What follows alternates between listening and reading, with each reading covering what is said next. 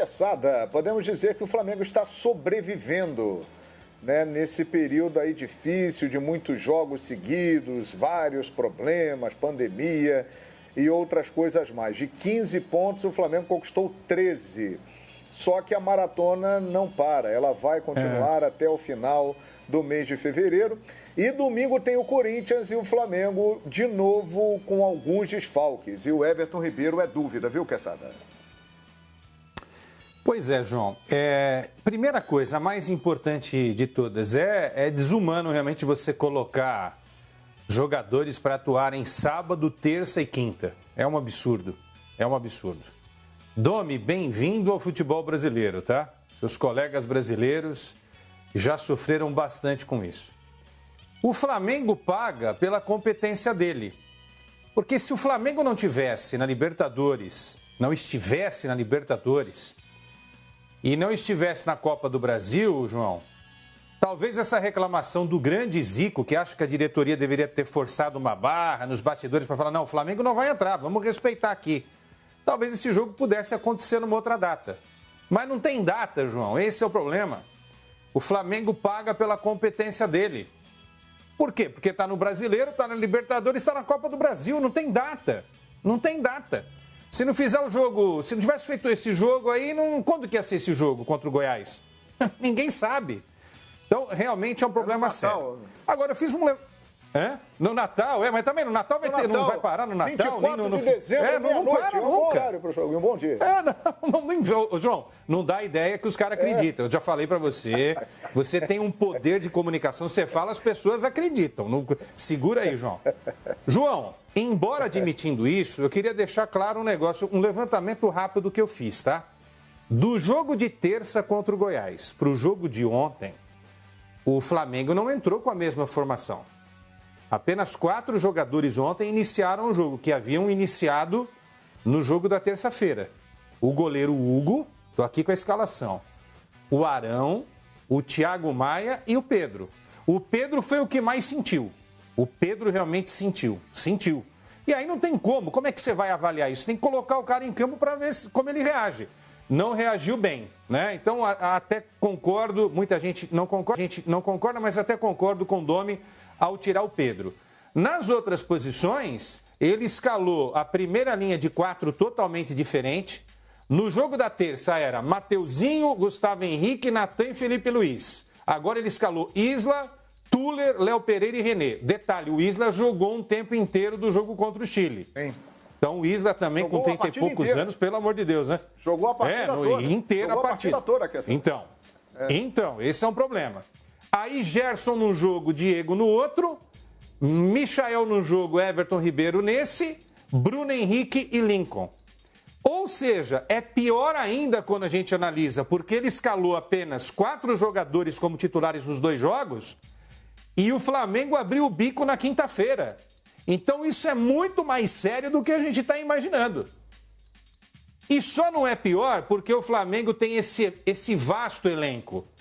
Esse vasto elenco, dá para você fazer aqui, né, uma coisinha ali, outra ali e tal. Porque se tivesse elenco parecido com outros times brasileiros, o Flamengo não teria feito esses 13 em 15 como você falou. Enfim, tá aí, tá exposto. Repito, o Flamengo paga pela competência. Está em todas as competições, o calendário é curto, não se mudou nenhum modelo de nenhum dos torneios e aí tem que empurrar desse jeito. Não acho que seja um resultado para falar, pronto, já era. Não, não era.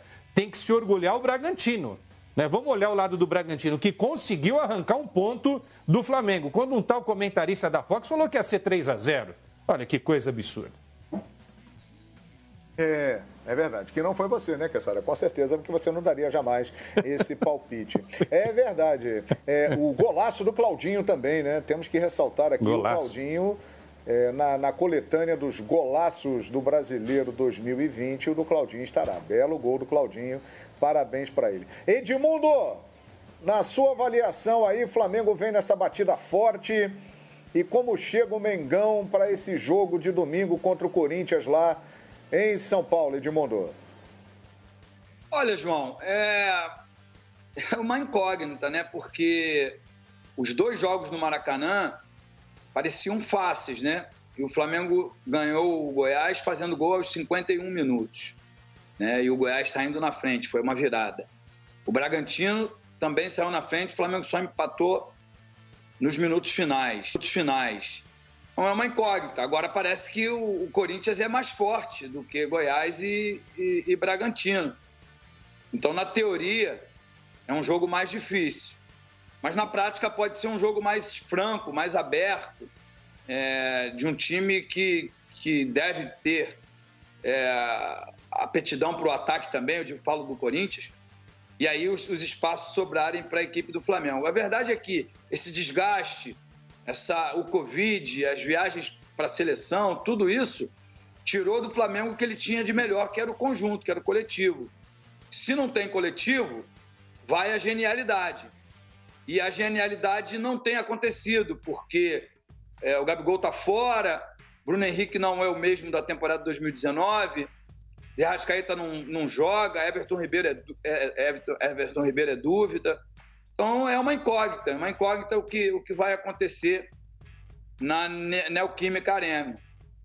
Agora, tudo pode acontecer de fato, pode o Flamengo ser o Flamengo do Jorge Jesus e ganhar fácil, e pode ser também que o Mancini tenha encontrado um time ideal e que será uma arrancada do Corinthians rumo à disputa pelo título. Não sei, João, eu vou esperar o domingo e posso te garantir que vou estar aqui grudadinho na TV assistindo para poder falar com bastante propriedade no AUP de domingo. Isso aí, a última palavra domingo, né, com o comando do Nivaldo Prieto. Olha, tem um momento interessante do campeonato se aproximando, porque o Flamengo jogará domingo contra o Corinthians.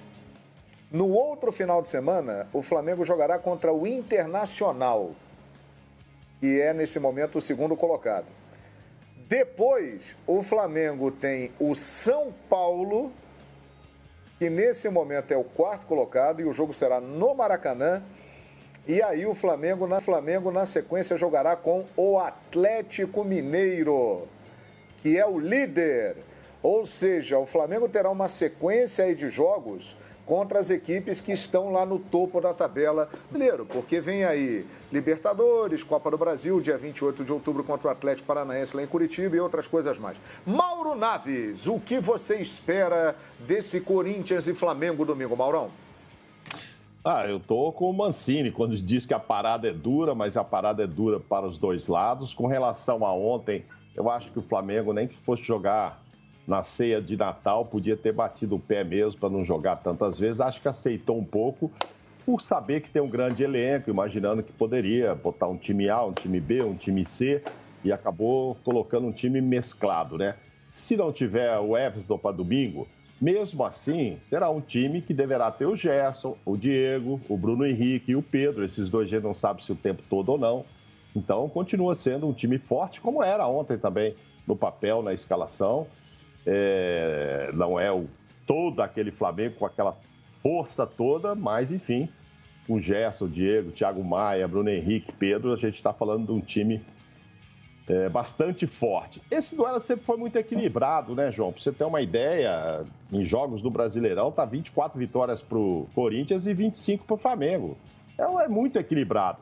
Há vantagem quando um ou outro joga em casa, esses percentuais aumentam muito, mas é porque a gente fala de duelos anteriores com torcida. Agora, sem torcida, eu acho que a coisa fica muito igual, muito igual. O Flamengo pode vir a São Paulo e levar 3 pontos. Acho que não vai pesar tanto. O que vai pesar é que o Flamengo vai jogar num campo muito melhor do que jogou nesse Maracanã, que está começando a dar vergonha, né? Não sei se não vai machucar mais gente aí nesse gramado. Pô, estádio dessa grandeza, né? Precisa cuidar desse gramado. Aqui o Flamengo vai ter mais facilidade para tocar a bola.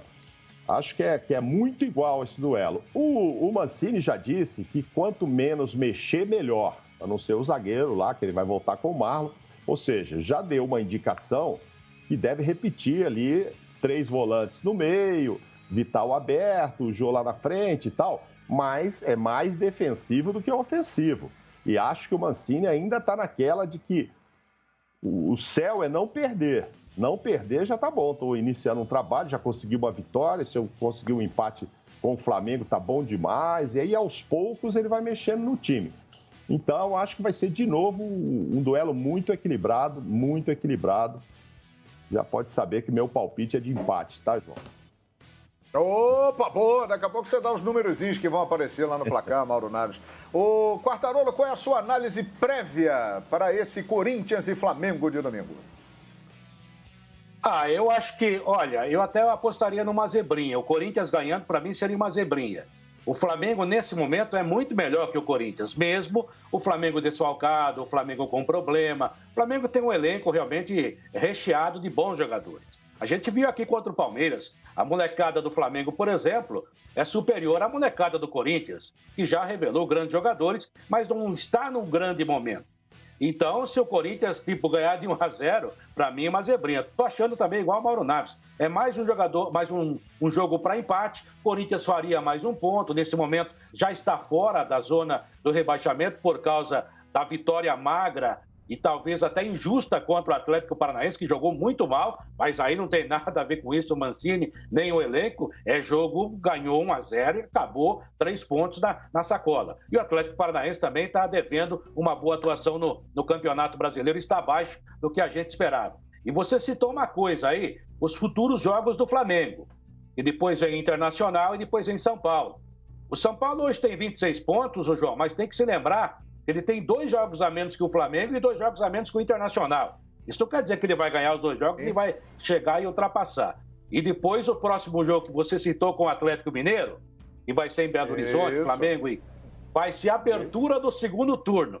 Então veja você. Para tudo. A gente ouve aquela frase, não, falta muito tempo. Não, ainda tem tempo. Já estamos na metade do campeonato, amigo. A metade do caminho. A estrada já está no meio do caminho. Já está naquele voo que a gente pega daqui para ir para a Europa. A gente já está na metade do Oceano Atlântico, hein? Já estamos no meio do caminho. O tempo está passando. Isso Marco aí. De Vargas, Corinthians e Flamengo domingo. A sua análise prévia, Marcão.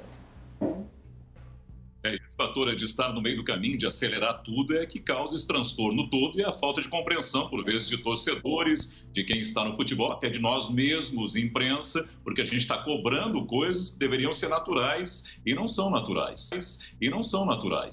Então, o próprio Flamengo. E o Mauro destacou bem, esse gramado do Maracanã, meus amigos, olha, a gente viu ontem no Ribeiro, que a perna não obedecia. O cara já está cansado, viajou, tinha seleção e tudo mais, um jogo em cima do outro, situações em que o cara praticamente não treina naquele ritmo normal de treinamento semanal. Isso não existe, em especial para o Flamengo, né? E aí, vai fazer o quê? É anormal, é diferente, é uma situação totalmente atípica. E a gente tem que passar, na nossa análise, tem que passar também essa situação. A gente tem que passar uma ideia geral do que é a realidade, e não cobrar coisas, e o torcedor também não, que seriam dentro de uma normalidade que não existe e não vai existir, até que nós tenhamos aí uma condição de vida diferente novamente. E esqueça, a gente não vai ter mais uma vida normal também, claro, as coisas vão voltar a uma certa normalidade, espero que o futebol pelo menos volte, mas nada vai ser como antes. E a comparação para o Flamengo, o problema é esse, né? O Flamengo ele se colocou com toda a competência que teve ao montar o seu elenco na temporada passada, com o técnico magistral que conduziu esse trabalho num patamar elevadíssimo. Então o torcedor, a memória do torcedor é aquela do sucesso. Todo mundo quer sucesso. Quem é que é fracasso? Todo mundo quer um time exuberante, correndo como maluco, colocando o adversário para dentro da sua área, empurrando o adversário em direção à sua área, como o Flamengo fazia. Isso acabou. Não vai ser assim. Mesmo com esse grande elenco que o Flamengo tem, não vai ser possível, dadas as circunstâncias. Isso não vai acontecer. O Flamengo pode ser campeão de tudo novamente? Pode, mas não jogando daquela forma agora. Quando voltar uma certa normalidade, mantendo esse elenco fabuloso, fantástico que tem, mantendo essa condição de trabalho que é dada para os seus profissionais, aí tudo pode voltar a ter essa possibilidade. Agora não. Nesse jogo especificamente, aí é um Flamengo novamente desgastado, sem